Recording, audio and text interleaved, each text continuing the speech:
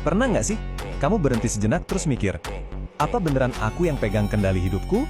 Atau jangan-jangan aku cuma ngikutin skrip yang udah ada? Hari ini, kita bakal coba cari tahu, apa kita ini yang pegang pena atau cuma pembaca baris-baris takdir? Kalau kamu pernah main video game, pasti tahu dong sama yang namanya NPC, Non-Player Character. Itu loh, karakter figuran yang kerjaannya cuma ngulang-ngulang rutinitas yang sama aja setiap hari. Mereka itu udah diprogram. Nah, sekarang coba deh lihat sekeliling, atau bahkan lihat diri kamu sendiri. Apa rutinitas kita beneran beda? Ini pertanyaan besarnya. Apa kita ini pemain utama dalam cerita kita? Atau jangan-jangan kita semua ini cuma NPC? Nah, bedanya tuh di sini nih. Seorang pemain, dia bisa improvisasi, bisa ambil jalan yang nggak disangka-sangka, bahkan bisa mengubah alur cerita. Sementara NPC, ya gitu-gitu aja. Mereka kejebak dalam loop, ngejalanin kode yang sama berulang-ulang. Disinilah letak pertarungan terbesar dalam hidup kita. Kehendak bebas melawan sebuah skrip yang katanya sudah ditentukan. Oke, sekarang kita masuk ke bagian pertama. Di sini kita bakal lihat dua argumen raksasa yang seolah-olah ngebuktiin kalau realitas kita ini emang udah tertulis. Dan yang bikin pusing, dua argumen ini datang dari sains dan teologi. Dari kacamata sains, alam semesta ini tuh kayak permainan biliar raksasa. Setiap bola yang disodok, hasilnya udah pasti, ngikutin hukum fisika. Ide ini namanya determinisme. Artinya, setiap pilihan yang kita buat, katanya sih, cuma puncak dari triliunan reaksi kimia di otak.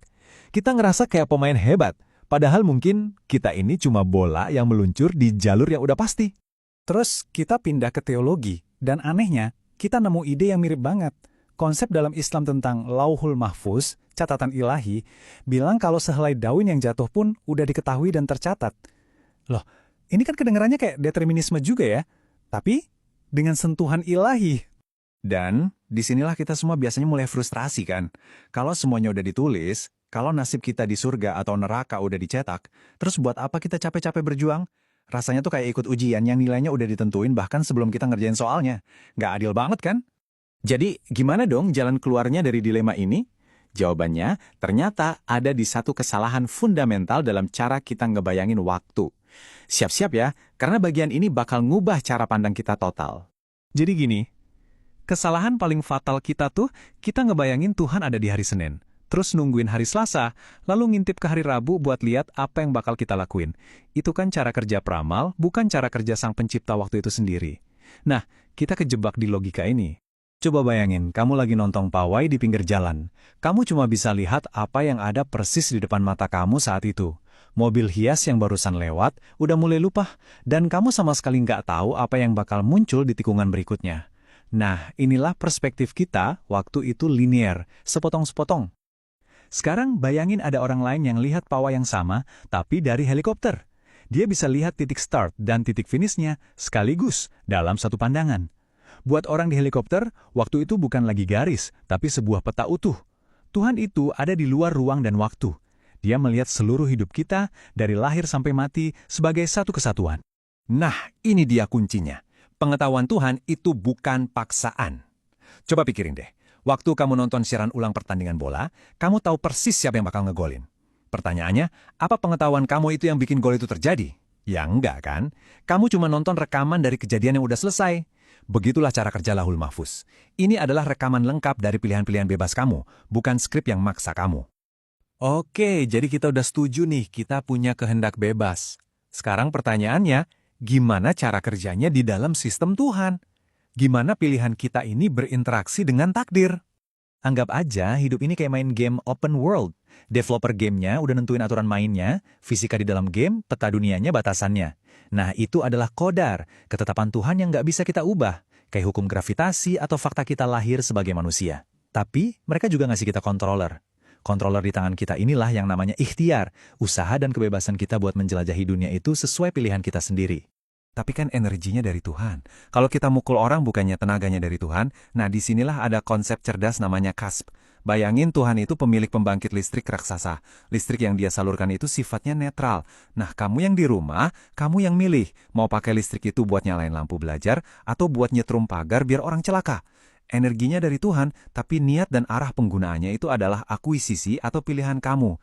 Oke, ini nih bagian yang paling seru. Kalau kita punya pilihan, berarti kita bisa dong ngubah takdir yang udah tertulis?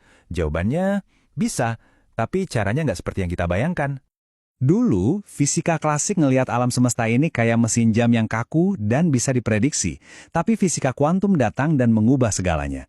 Ternyata, di level terkecil, realitas itu bukan satu titik pasti, tapi sebuah awan kemungkinan.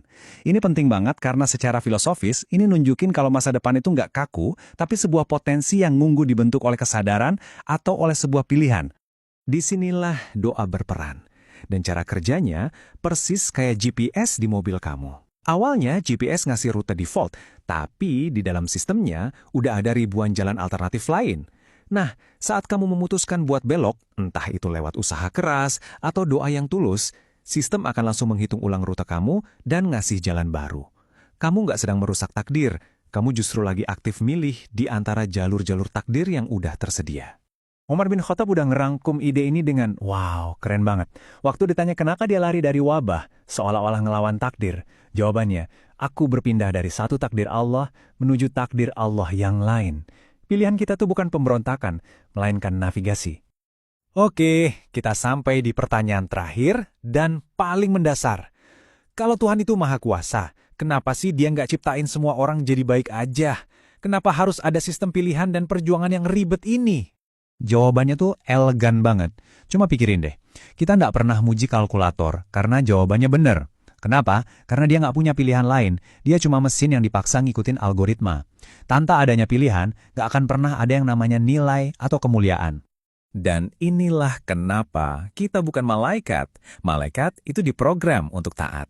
Tapi manusia jadi mulia justru karena dia bisa berbuat jahat, tapi dia memilih untuk berbuat baik. Perjuangan melawan ego, amarah, dan nafsu itulah yang bikin tindakan kita jadi bermakna. Jiwa kita inilah sang pemain sejati, si controller yang datang dari luar sistem material ini yang ngasih kita kekuatan buat bilang tidak pada program insting kita.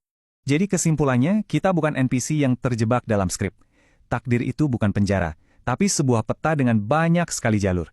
Dan setirnya ada di tangan kamu. Pertanyaannya sekarang adalah, kalau hari ini kamu bisa mengubah satu baris kode dalam hidupmu hanya dengan satu pilihan, pilihan apa yang akan kamu buat? Kamu mau terus di rute yang sama, atau berani ambil belokan baru?